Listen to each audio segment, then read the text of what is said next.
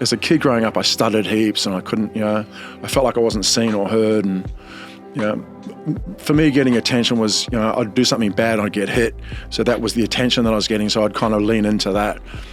It was, but art it's been a really safe place. I've done all sorts of things. I've worked as a doorman. I've worked on fishing boats. I've swept the floor of an abattoir.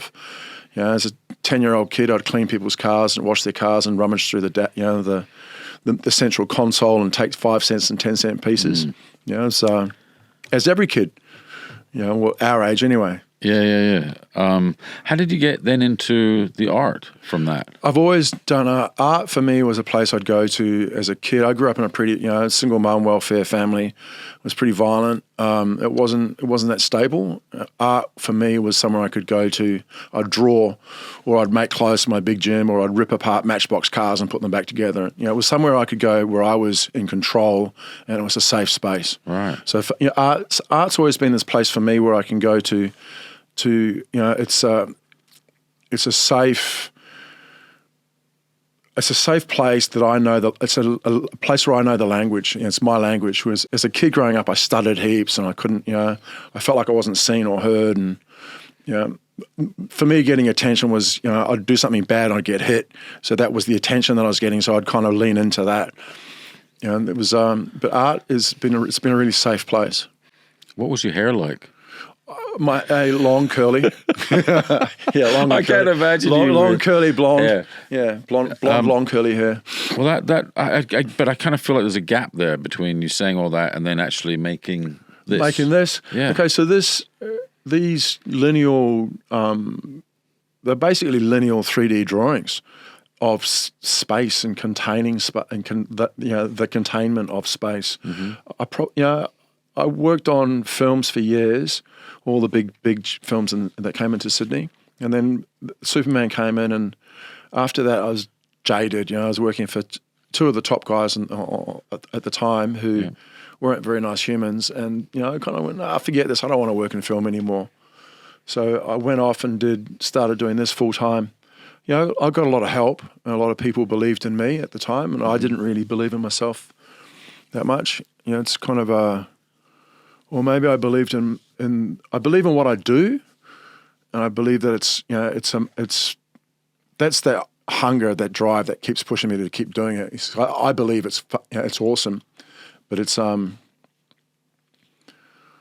it's more of a hunger of produce, prove more, produce. So what was your first one like? I mean, was it similar to these, or small? Or no, it was.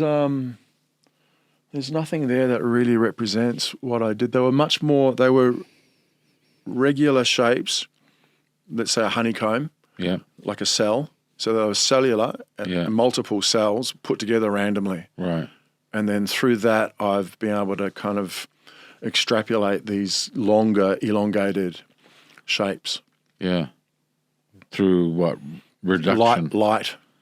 Light, shadow. And you don't want to talk about that. I don't want to talk about that, but I will talk about it. I thought it was genius when I heard through light. Through light and through light. My work's not about facades or faces. It's more about the line, the shadow, or the light. Yeah. But is it true that you make one and then shine a light on it from different angles and it creates the shadow? Can we just put a big beep? Beep. You want me to not put that? We won't. No. That's totally how we do it. That's clever. But it's constantly. It's also how I can draw that line, the shadow of the work onto my workbench and build 3-dimensionally up off that. Yeah. I'm really quick at it, and I innately know what's going to work and what doesn't work. And have you ever explored other materials and other palettes and stuff, or do you stay in that lane?